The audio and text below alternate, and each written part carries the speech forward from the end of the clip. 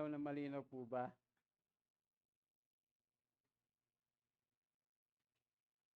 Praise God. Yan. Purihin po ang ating Panginoon. Isang malamig na umaga ba? Malamig, mainit pa rin.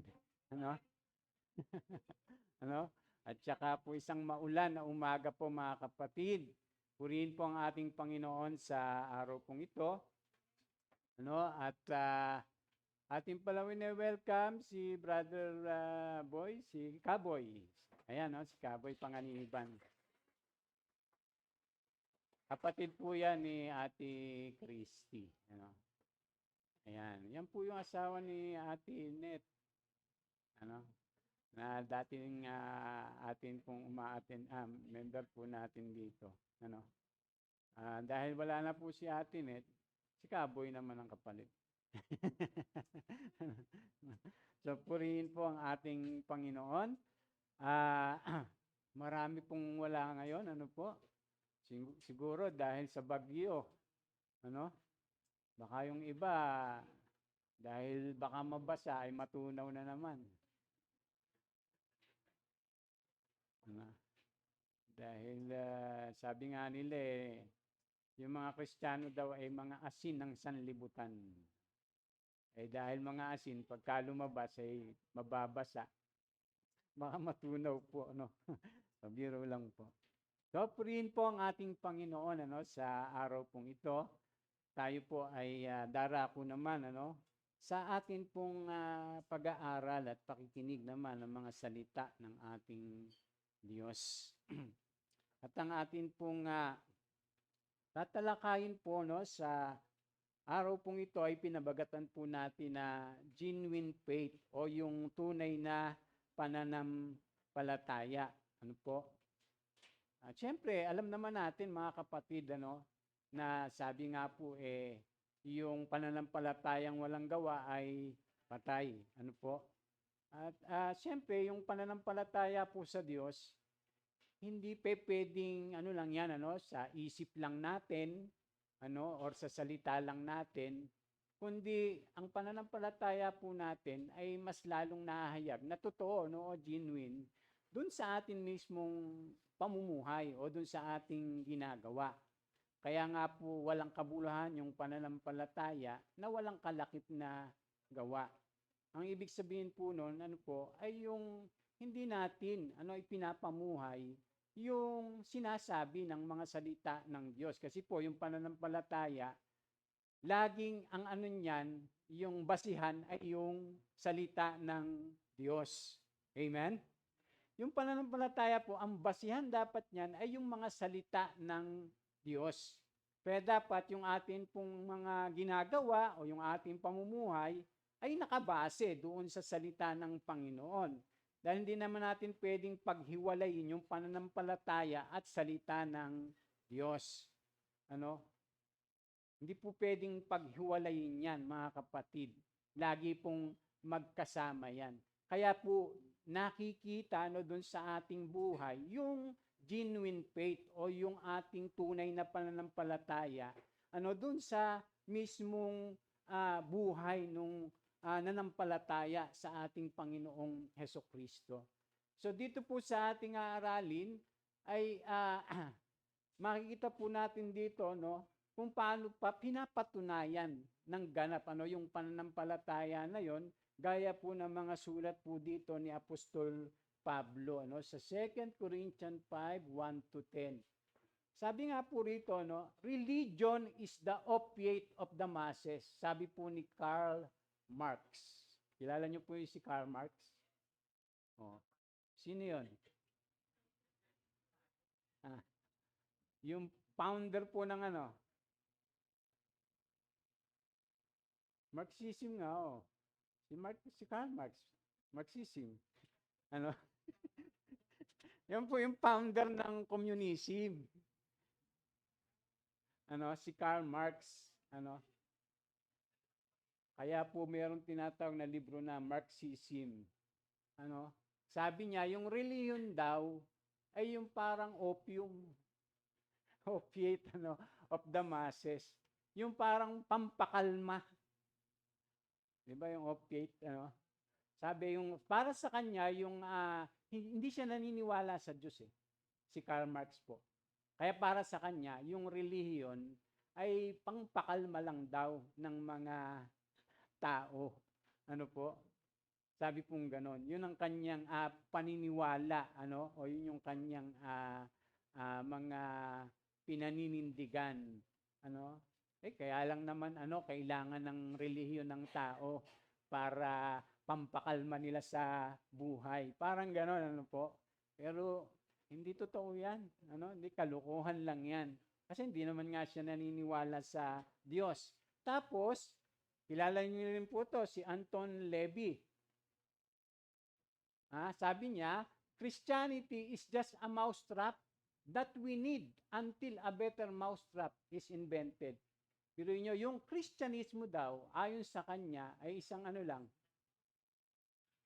Ano sa Tagalog yung mousetrap? Panghuli ng daga, di ba? Napaka napaka babaw nung pagkilala niya, pangunawa niya, at pagtingin niya doon sa Kristyanismo. At alam niyo kung sino yan, si Anton Levy? Yan po yung nagtayo naman ng Church of Satan. Si Anton Levy. Siya po yung founder niyan, na ang kanyang tinayong simbahan ay yung simbahan ni Satanas. Antindi, kahit ano niyo po, kahit i-google nyo. Ganyan po yung mga pananaw nila, pagdating sa pananampalataya. Samantalang ibang-iba yung sinasabi ng Panginoon o ng mga apostol kaya ang mga naunang mananampalataya tungkol po sa ating mga pinaniniwalaan. Sapagkat yung ating pong pananampalataya ay nakasentro talaga sa ating Diyos, sa ating Panginoong Hesukristo. Kaya lang sa iba, gaya ni Karl Marx, ni Anton Levy, napakababaw ng pagtingin nila sa pananampalatayang Kristiyano. Napaka baba yung tingin ng mga taong hindi kumikilala sa Diyos, yung mga taong ang kanilang pinaniniwalaan lang ay yung kanilang mga sarili o yung kanilang mga isip, hindi, o kaya yung kanilang talino kaya. Kaya ibang-iba yung sinasabi po ng mga apostol o yung mga unang mananampalataya pagka pinag-uusapan yung pananampalatayang Kristiyano. Amen? Kaya nga po pinapaliwanag nila na yung pananampalataya natin ay hindi katulad ng mga taong hindi kumikilala talaga sa Diyos. Amen? So, yan po yung mga nila, paniniwala nila. Dito sa ating babasahin, sabi diyan sa 2 Corinthians 5:1-10. Basahin po natin na sabay-sabay. 1, 2, 3. Lalus natin na kapag nasira ang toldang tinatahanan natin ngayon, ang ating katawang lupa, tayo'y may tahanan sa langit. Hindi nasisira, isang tahanang ginawa ng Diyos, hindi ng tao. Dumaraing nga tayo sa tirahan nating ito at labis nating pinananabikan ang tahanang panglangit upang kung mabihisan tayo nito, hindi tayo matatagpuang hubad. Habang tayo'y nakatira pa sa toldang ito sa katawang lupa, tayo'y namimighatit dumaraing, hindi upang mawala ang katawang panlupa, kundi upang mapalitan ng katawang panlangit. At sa gayon, ang buhay nating may katapusan ay mapapalitan ng buhay na walang hanggan. Ang Diyos na rin ang nagtalaga sa atin para sa pagbabagong ito at pinagkaloob niya sa atin ang Espiritu bilang katunayan na babaguhin nga niya tayo. Kaya't laging malakas ang aking loob. Alam ko na habang tayo'y nasa tahanang ito, ang ating katawang lupa, hindi mapapasa atin ang tahanan galing sa Panginoon. Namumuhay ako ayon sa pananalig sa Diyos, hindi sa mga bagay na nakikita. Malakas nga ang loob kong iwan ang katawang ito na aking tinatahanan upang manirahan sa piling ng Panginoon. Kaya naman ang pinakananais ko ay maging kalugod-lugod sa Kanya sa tahanang ito o doon man sa langit. Sapagkat bawat isa ay haharap sa hukuman ni Kristo upang tumanggap ng kaukulang ganti sa Kanyang ginawa, mabuti man o masama, nang siya'y nabubuhay pa sa daigdig na ito. So, di ba, ganun po yung ang pananampalataya o yung paniniwala, o yung pagkilala sa ating Panginoong Hesus. Merong mga inaasahan, yung mga mananampalataya. Hindi katulad po ng mga talagang hindi kinikilala ang Panginoong Diyos o ang ating Panginoong Hesukristo.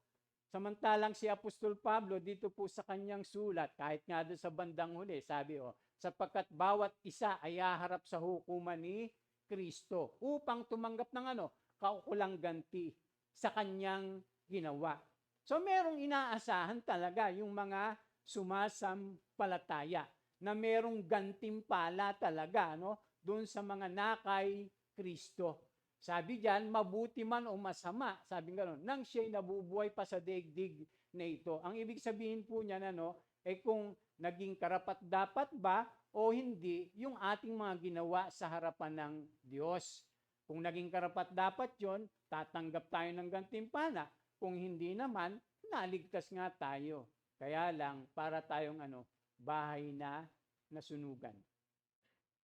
Yung naligtas ka, pero walang natira. Baka sabihin nyo naman, pastor, basta mahalaga, maligtas lang ako. Okay na ako doon. Di ba? Minsan ganun yung katira natin. Ay, wag po ganun tayong mag-isip. Kasi tayo tinawag ng Panginoon para maglingkod. Hindi pwedeng wala tayong ginagawa. Kaya nga yung pananampalataya, merong merong gawa. Ganun po yung pananampalataya, mga kapatid. So ating pong tatalakayin, ano nga po ba ang tunay at biblical na pananampalataya? Ayon dito po sa isinulat ni Apostol Pablo sa Korinto. Ang tunay, yung genuine at biblical na pananampalataya. Una po, ito po'y kumikilala sa mga pangkasalukuyang katotohanan. Dapat kinikilala po natin yung ngayon, yung pangkasalukuyang katotohanan, mga kapatid. Sabi nga niya po dyan, talis natin na kapag nasira ang toldang tinatahanan natin ngayon, ang ating katawang lupa. Ang tawag niya, toldang tinatahanan natin ngayon. Tayo'y may tahanan sa langit. Hindi nasisira.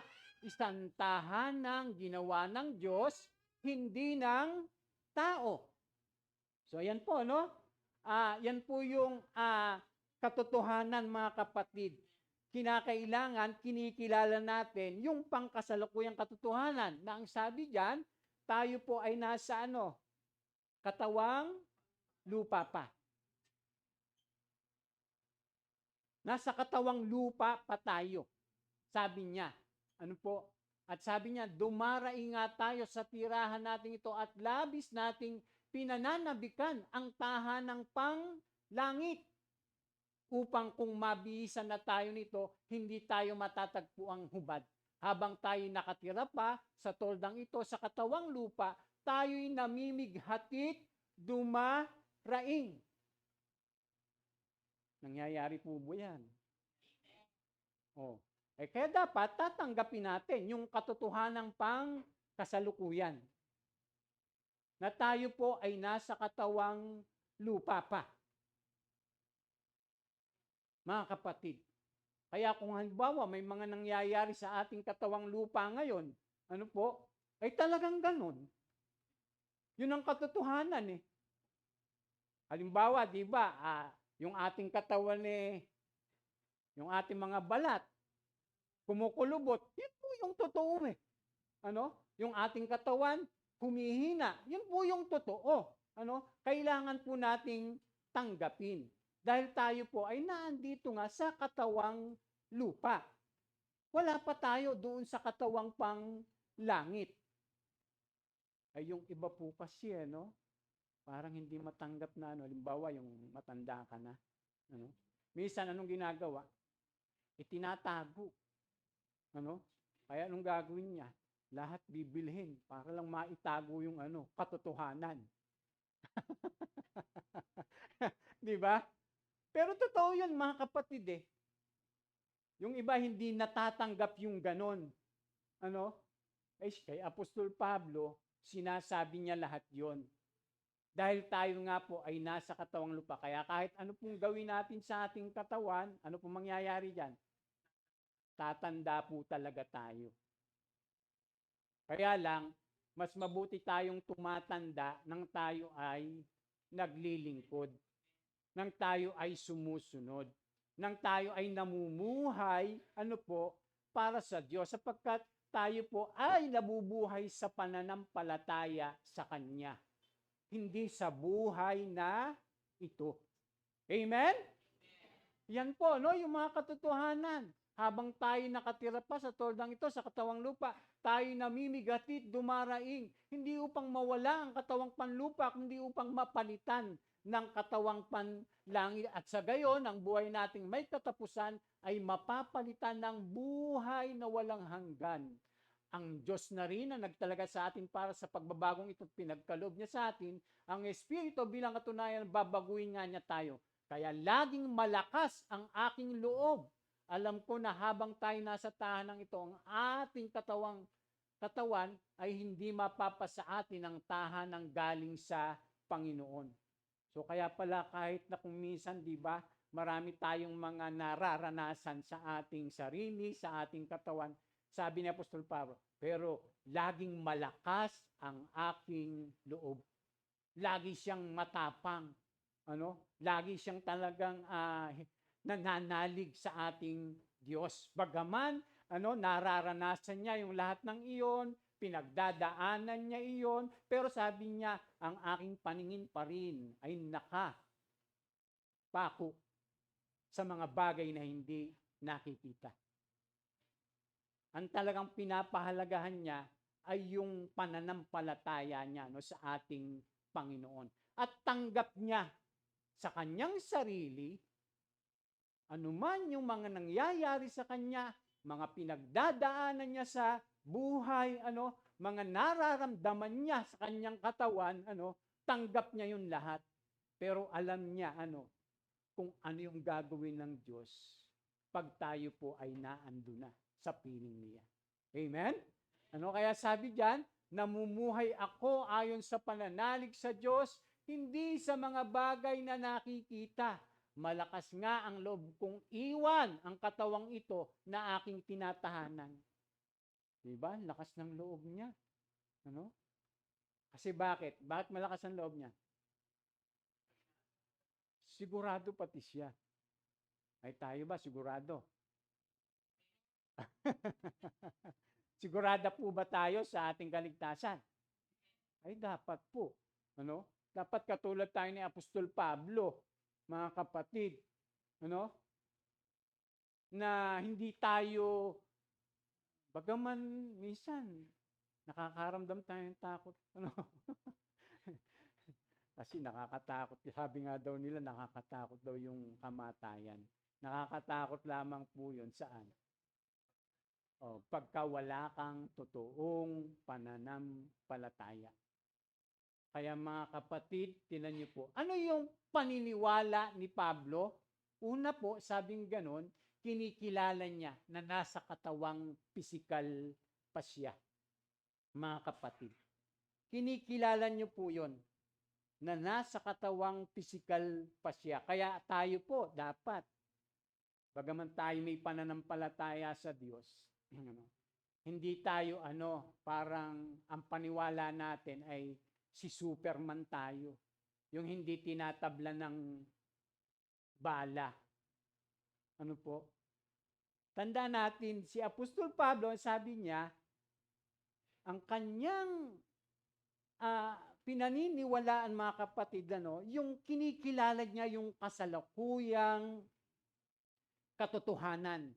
Lalong-lalo na halimbawa sa ating pisikal na katawan. Meron kasing mga tao yung sobrang hyper na sinasabi nila, hindi, pagka ikay naging anak ng Diyos, hindi ka na magkakasakit.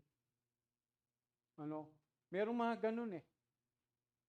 Pagka ikay anak na ng Diyos, hindi mo na mararanasan ito.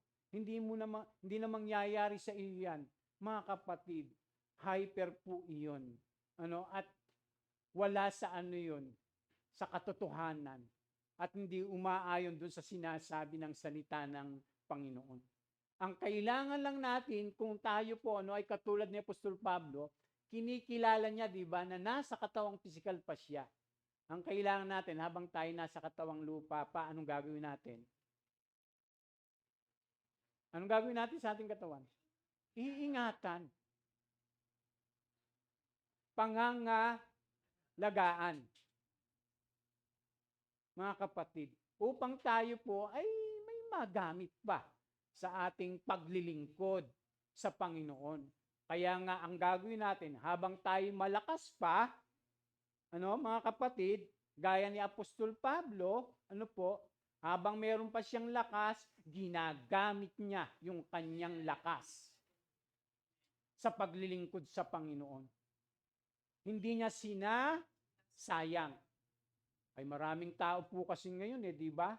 Yung lakas ginagamit lang saan? Sa mundo, sa sanlibutan ito, para sa kanyang sarili lang. Hindi para sa Diyos. Kaya sabi nga ni Apostol Pablo, bagaman humihina ang aking katawang lupa, patuloy naman na lumalakas ang aking espiritu. Dapat ganun po tayo. Amen! Habang tayo nagkakaedad, tumatagal sa ating pananampalataya, dapat patuloy naman, na nagiging aktibo tayo, lumalakas yung ating buhay spiritual. Ay yung iba habang tumatagal minsan nangihina tapos nawawala pa. Katulad ng lumabas. Ay. Di ba, mga kapatid, merong ganun kung sa yung tinatawag na na yung mga sabi-sabi na dapat pag tayo tumatanda, meron tayong pinagkakatandaan. Lalo-lalo na po pagka pag-uusapan ay yung pananampalataya. Ano pa po, kinikilala niyang hindi pampalagian ng katawang pisikal at ito ay papalitan sa takdang panahon. Hindi pangpalagian. Itong katawang ito, mga kapatid. Kaya darating talagang araw na tayo kukunin ni Lord. Papanaw tayo. Mamamatay tayo. Pero anong sinasabi po naman ng salita ng Diyos? Habang tayo narito pa, abay gamitin mo na. Gamitin na natin yung natitira pa nating buhay at lakas. Huwag na nating sayangin pa, ipaglingkod na natin sa ating Diyos.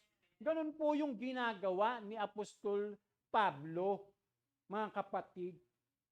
Kinikilala niya yon, na siya'y nasa katawang lupa. Kinikilala niya na yung buhay dito ay hindi pang palagian.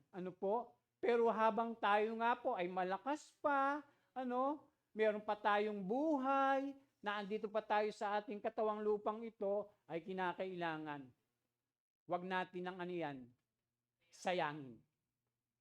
Atin ang gamitin sa paglilingkod sa ating Diyos. Sabi nga doon sa kanta,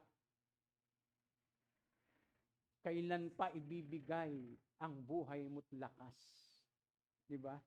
sa Kanya na nagbigay sa iyo ng buhay na wagas. Ang pangalan niyang banal, kailan itataas? Kung wala ng pagkakataon, huli na ang lahat. O, di ba? Kung ang araw mo'y lumipas na, makuha mo pa kayang siya ay paglingkuran? Kailan pa kaya maglilingkod sa Diyos? Pwede, no? Kung hindi ngayon, kung hindi ngayon, kung hindi ngayon, kailan?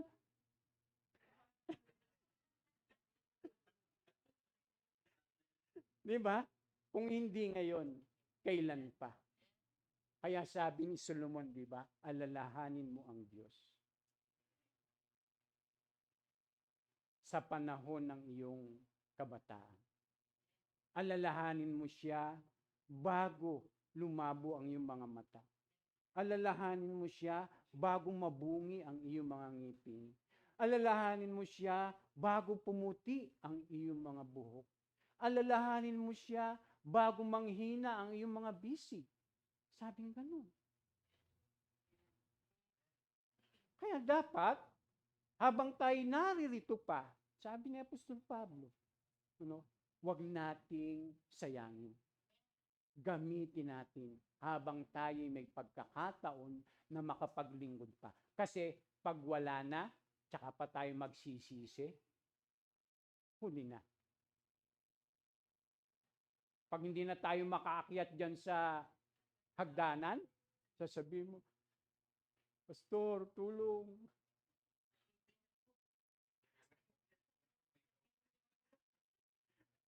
Ako talaga mga kapatid, ito totoo to, no? Kasi kailangan kilalaan natin eh. Alam niyo pa, pagkagising ko, nasasakit na mga ganito ko. Totoo yun. Totoo yun. Pagka tumatanda na tayo, mga lumalabas na yung mga yung mga hindi dapat. Dito, pag kayo may ginagawa ka, di ba? Minsan pagtatayo ka, hindi ka makatayo, ang sakit. Totoo yun eh. Lumalabas na yung mga katotohanan na tayo nga po ay tumatanda na. Siyempre, yung mga bata-bata pa, wala pa. Pero mas mabuti na habang malakas pa kayo, di ba? Ay paglingkuran nyo na o paglingkuran natin ang ating Panginoon. Huwag namang mangyari na at saka lang tayo magsisikap na maglingkod sa Panginoon pagka wala na tayong pagkakataon. Hindi na natin magagawa yun. Kapag ang boses natin, praise the Lord! Hallelujah! Glory to God! Magandang umaga po mga kapatid. Papasalamat po ako sa Panginoon. Sa kanyang kabutihan sa akin. Kahit matanda na ako, eto, naglilingkod pa rin. Amen!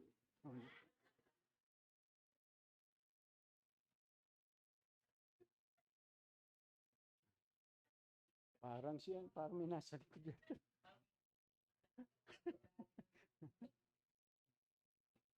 Sabihin niyo si Pastor, nagkamali yata ng pinasok.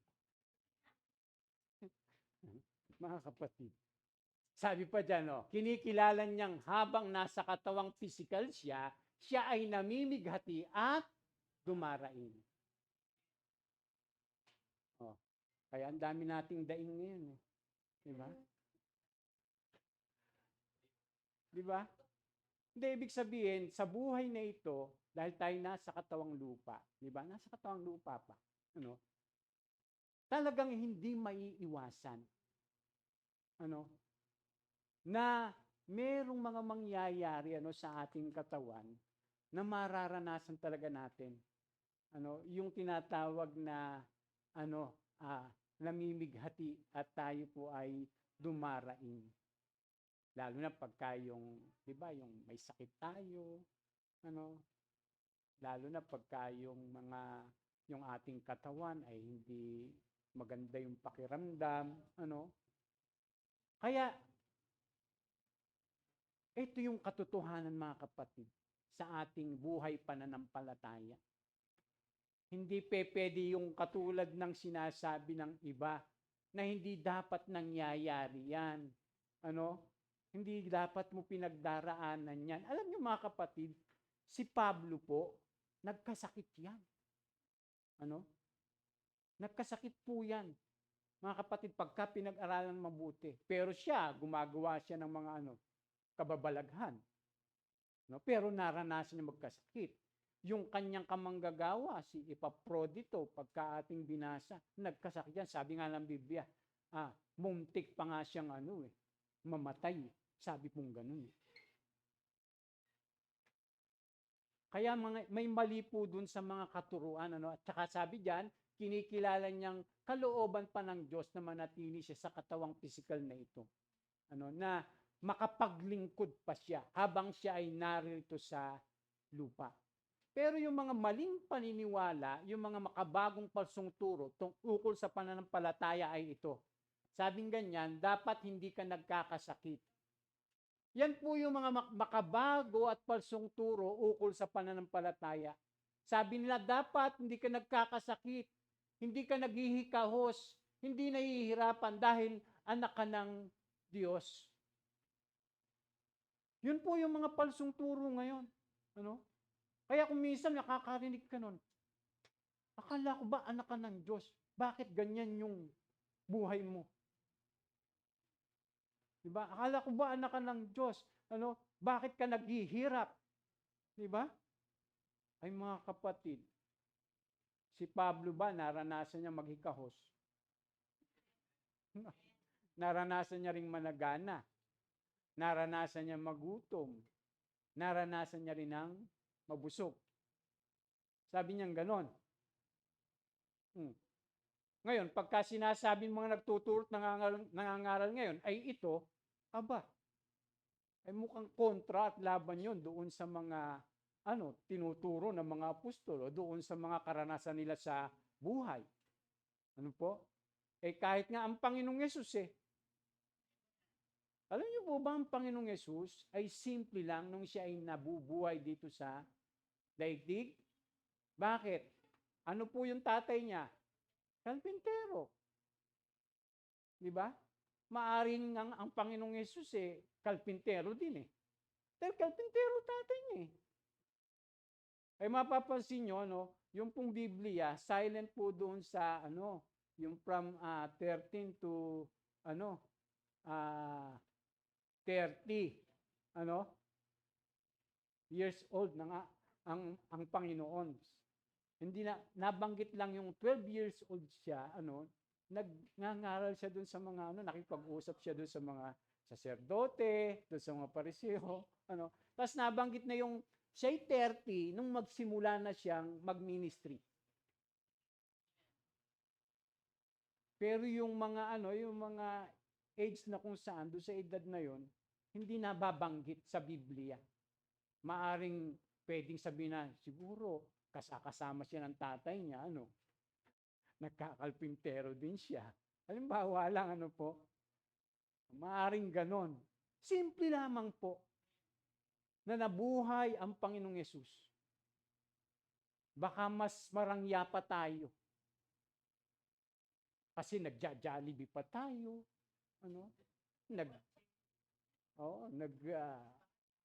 Starbucks, di ba? Pa tayo yung staycation. Di ba? Nagyayasi pa tayo yung mga ganun. Ano daw yung yasi sa yung tindahan po dyan sa baba ng manok. Di ba? Mga kapatid, yung naranasan po natin ngayon, hindi naman nila naranasan yung mga naranasan natin. Bakit? Wala naman tricycle nun. Walang Grab.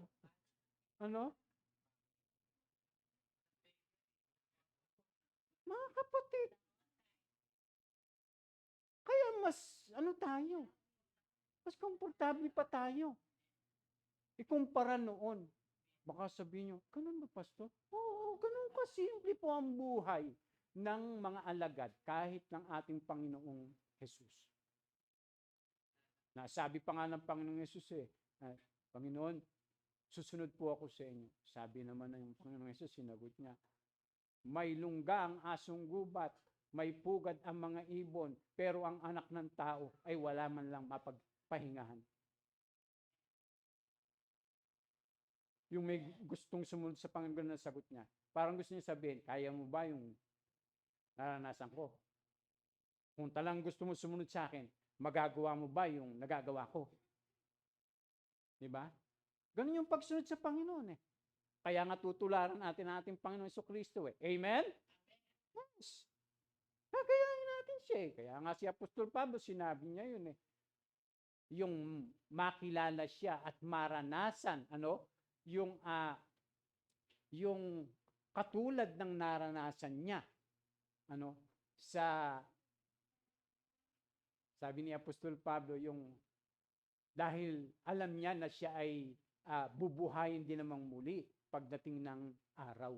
So ito po yung mga makabagong palsong turo ukol sa pananampalataya na sabi dapat hindi ka nagkakasakit, hindi ka naghihikaos, hindi nahihirapan dahil anak ka na ng Diyos. Hindi po mga kapatid.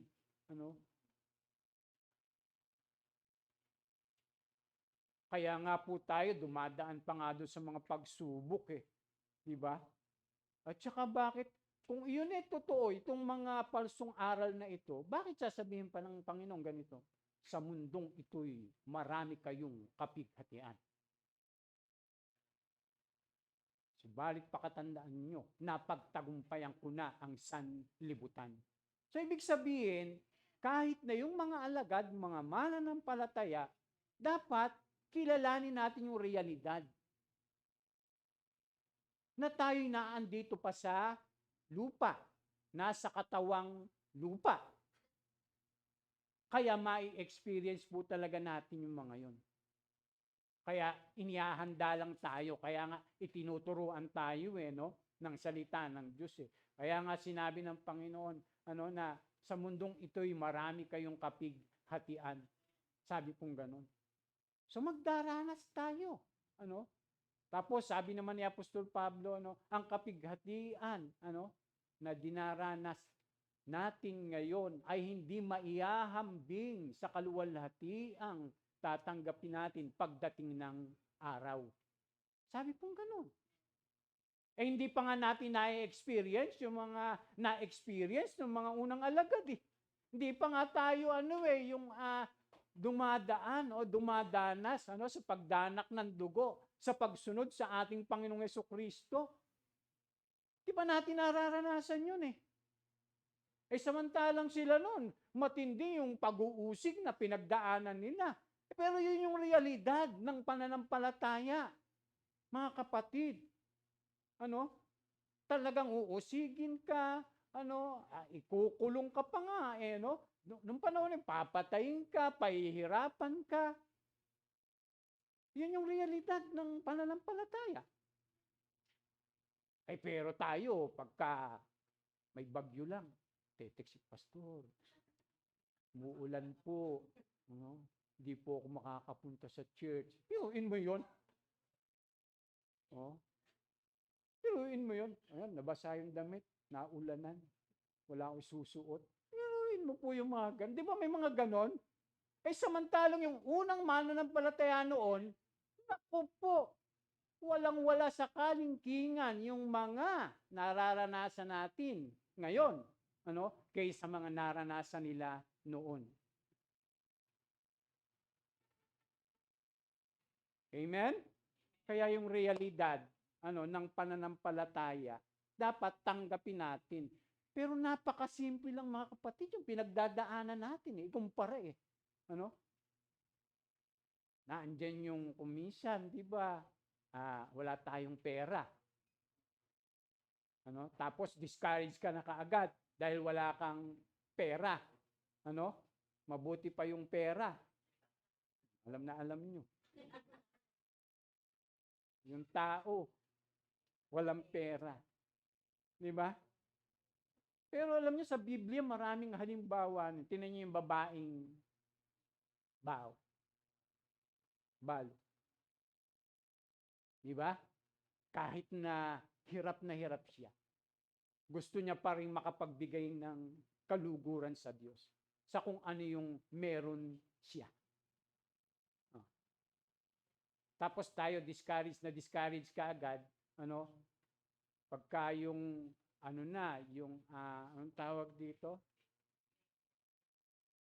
Medyo pecha de peligro, ano? Para nadi-discourage na tayo, mga kapatid. Ay, wag po.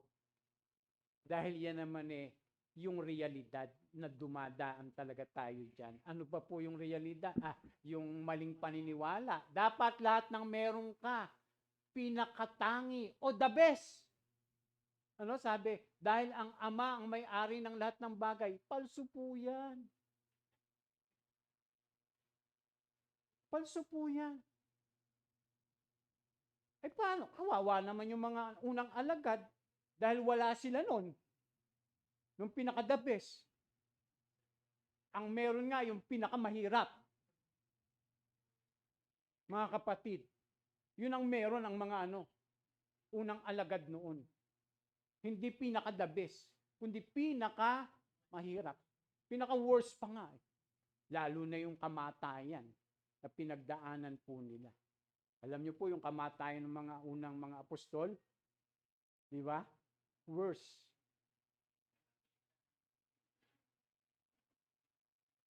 Tapos sasabihin ng mga palsong aral, dapat lahat ng meron ka, pinakatangi o the best.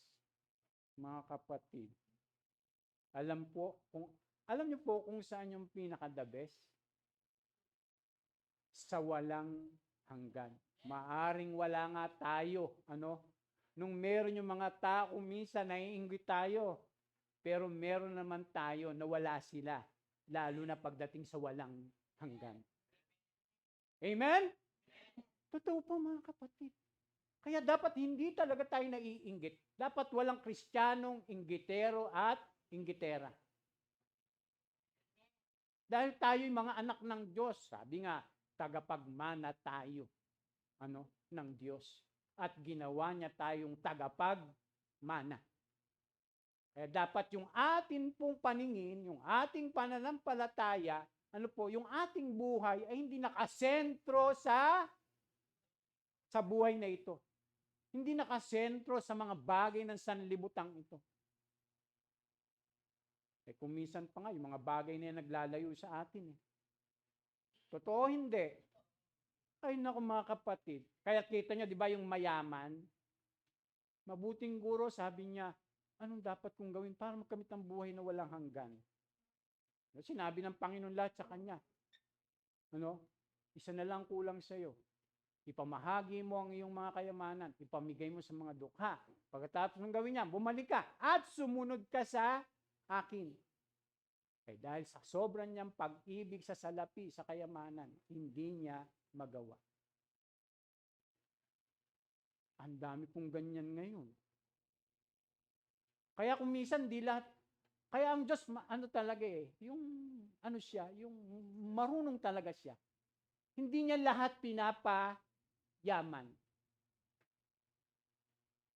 Dahil puro lahat tayo mayaman. Kita nyo na, sumagot. Hindi, kung tayo lahat mayaman, sino magtatrabaho?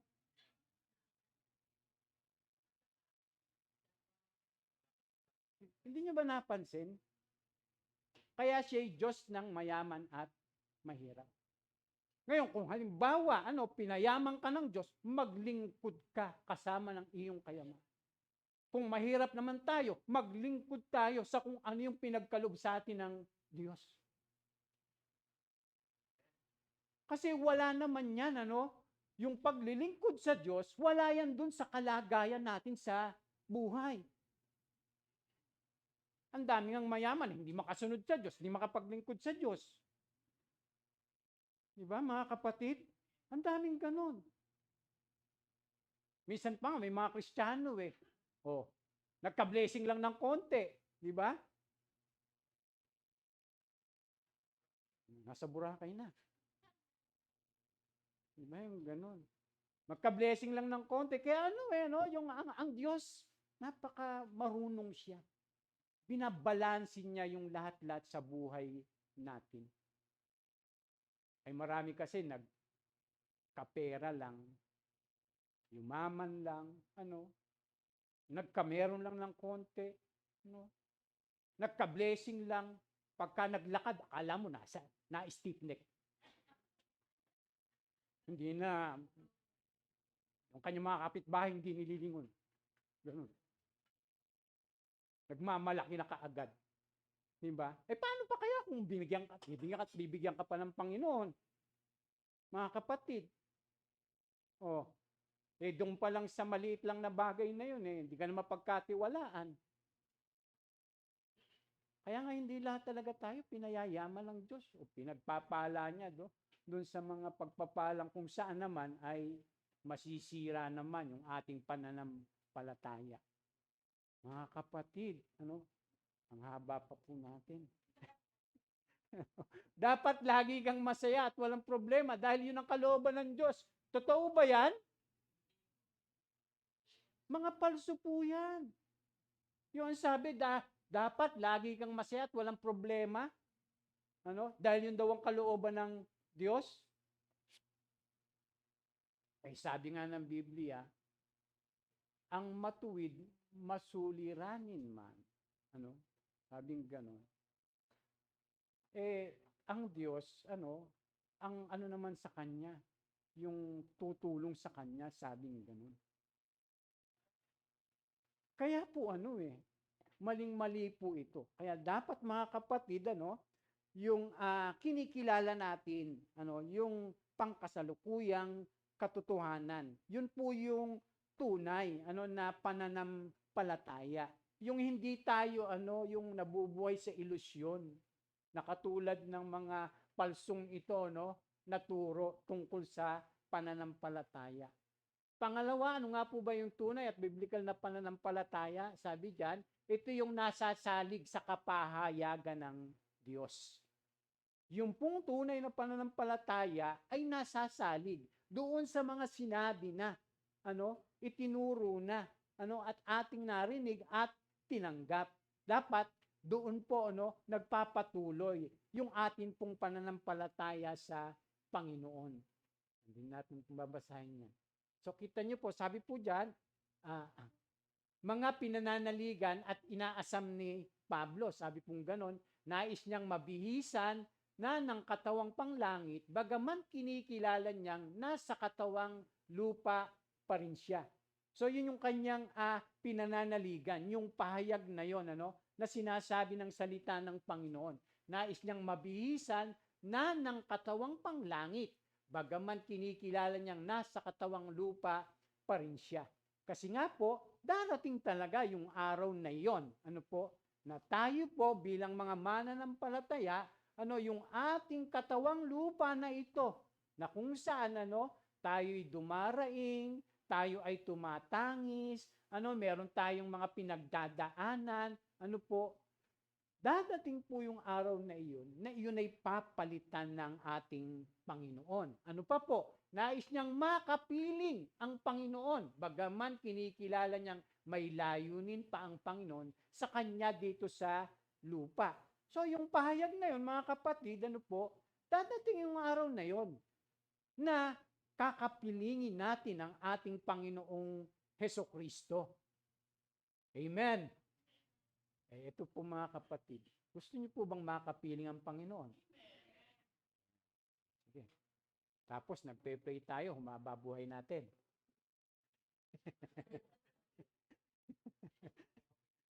Pero gusto niyo na makapiling si Lord.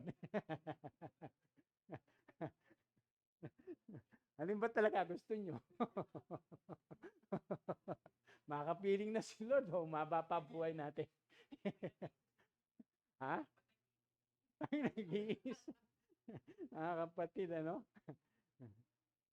Ano pa po, kinikilala niyang lahat ay tatayo sa harapan ng Panginoon upang hatulan ayon sa kanikanyang gawa dito sa lupa. So dapat nakabatay dyan, yung ating pananampalataya.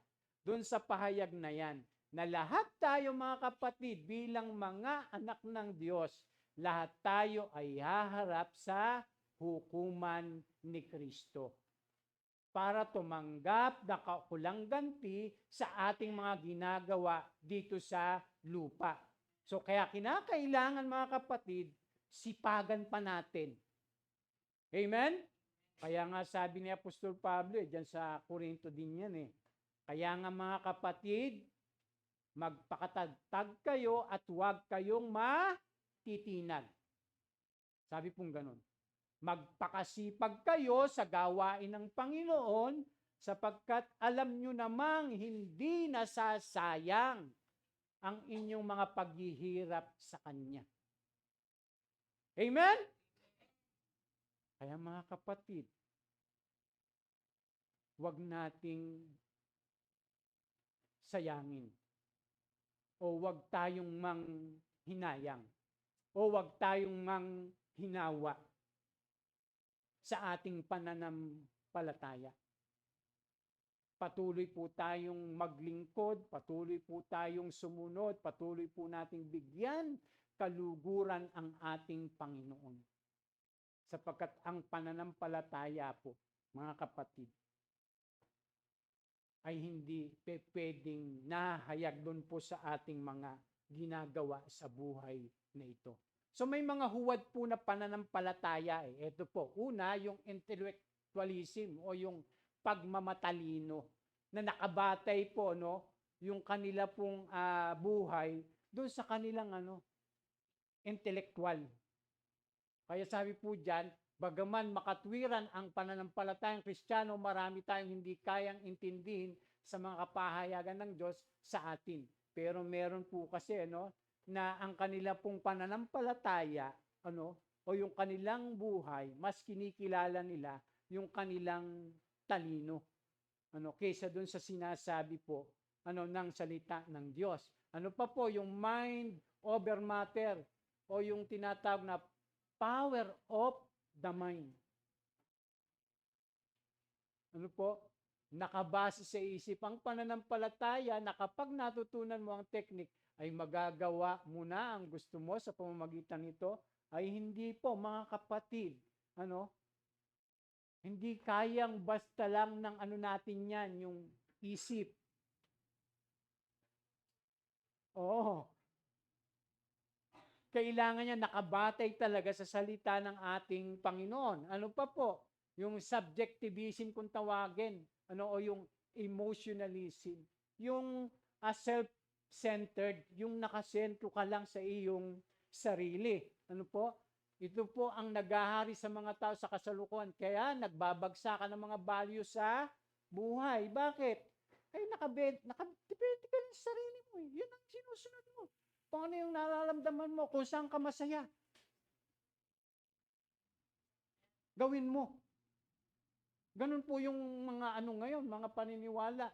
Ang nagtatakda sa mga desisyon ay hindi yung ang tama o mali, kundi ang mga nararamdamang masaya at masarap na mga tao.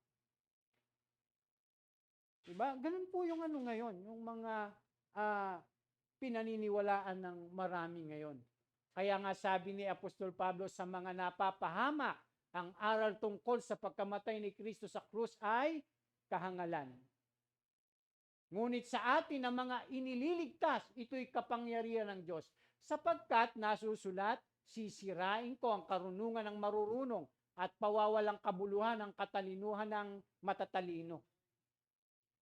Diyan nakabase yung mga tao sa kanilang sariling galing, sa kanilang sariling husay, na akala nila yung buhay ay makakaya nila sa pamamagitan lang nito. Ang daming mga pangyayari sa buhay ng tao. Napakatalino naman niya, napakayaman niya, napakamaabilidad siya. Pero pagka may nangyari sa buhay natin, na yung mga bagay na meron tayo, kung minsan ay hindi kayang gawa ng paraan. Tanging ang Diyos lamang po ang makagagawa. Diba? Totoo po yun.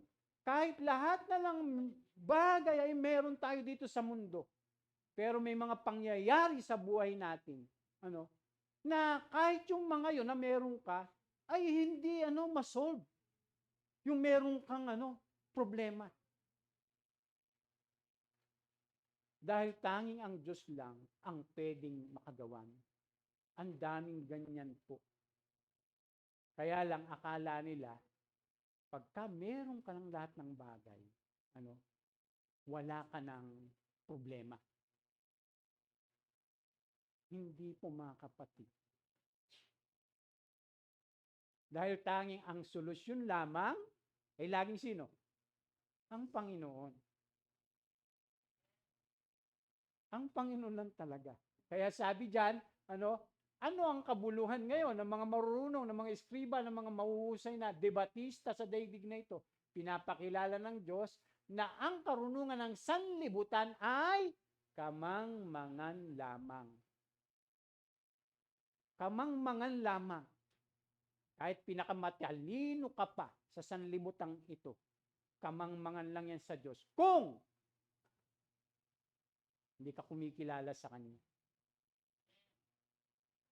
Walang kabuluhan talaga yan sa Panginoon. At ang sabi pa, sapagkat ayon sa karunungan ng Diyos, hindi niya itinulot na siya'y makilala ng tao sa pamamagitan ng karunungan ng sanlibutang ito. Nakita niyo yung mga scientists, di ba? Hindi na kinikilala ang Diyos. Hindi na kinikilala ang Diyos. Yung mga scientists, hindi naman lahat. Kasi merong Christian Science Pero dahil sa kanilang galing, talino, husay, parang akala nila sila na yung Diyos. Akala na sila yung Diyos.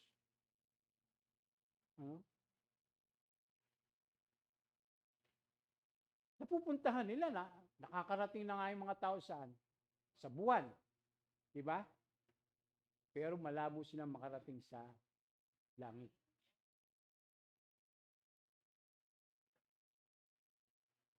Pwedeng mapuntahan nila yung lahat ng planeta. Yung magkakadikit na planeta, napakarami pong planeta Diba? Anong katabi po ng Mercury? I know.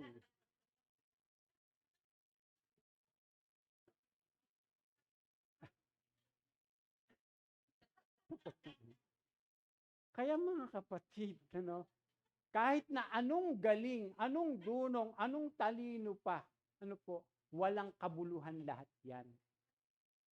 Kaya tayo, halimbawa, mayroong mga dito, first honor, second honor, third honor, summa cum laude.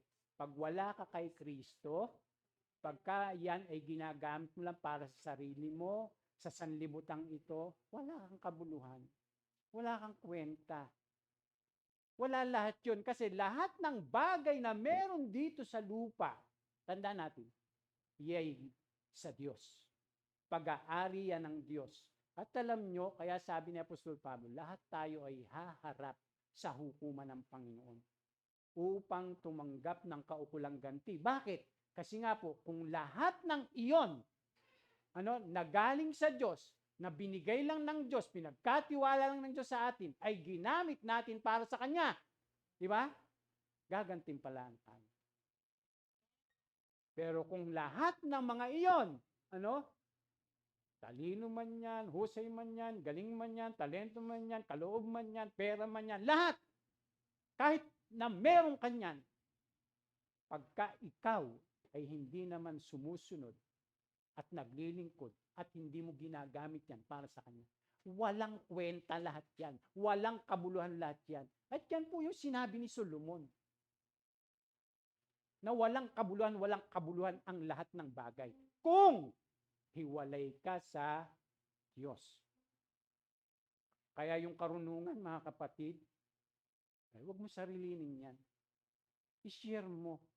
Amen? Kaloob, mga kapatid, huwag mong sarilinin yan. I-share mo.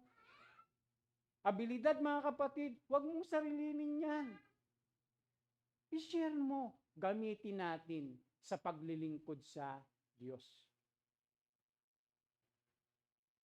Amen, mga kapatid. Kaya kita nyo, di ba? Yan yung sikit. Sikit, oh. Ang gandang lalaki ni Kit, oh. Di ba? Believe na ako kay Kit. No, pagka nagda-drums. Dati yung drum lang na lagay ng tubig ang pinapalo niyan. Pero ngayon, ang husay-husay na. No? Parang professional na. Bakit? Kasi tinuruan siya. May nag-share sa kanya nung talent na yon. Diba? Nagbunga ka agad. Diba yung ganon? Hindi yung sinasarili. Katulad si Daniel, na turuan niya si diba? Si Kit. Kaya na sila Eljon, na-share nila yung nila. Hindi. Mga kapatid, tandaan po natin, lahat ng meron tayo, ang gusto ng Diyos, i-invest natin. Diba? Yung binigyan ng ng talento, may isa, dalawa, yung isa, 5. Anong ginawa nila? In-invest nila. Tumubo ba? Tumubo. Kaya sabi ng Panginoon sa kanila, mabuti at tapat na alipin. Naging tapat ka sa maliit na bagay, pamamahalain kita sa malaking bagay. Kaya halika, sumama ka at makigala ka sa kagalakan ng iyong Panginoon. Kaya isineshare po yan. Pero kung sinasarili, yung kung ano meron tayo, walang kwenta po lahat yan. Walang kabuluhan lahat yan. Kung hindi mo naman nagagamit yan sa paglilingkod at pagsunod sa ating Panginoon. Amen? Kaya dapat yung pananampalataya po natin, ibinabase natin sa kung ano yung sinasabi ng salita ng Diyos. Kaya kung ano yung tinuturo sa atin, dapat ganun tayo na mumuhay, mga kapatid. Amen? Palakpakan po natin ang ating Panginoon. Marami pong salamat at nawa po ay may mga natutunan po tayo sa ating mga napag-aralan. Pagpalain po tayo ng ating Panginoon.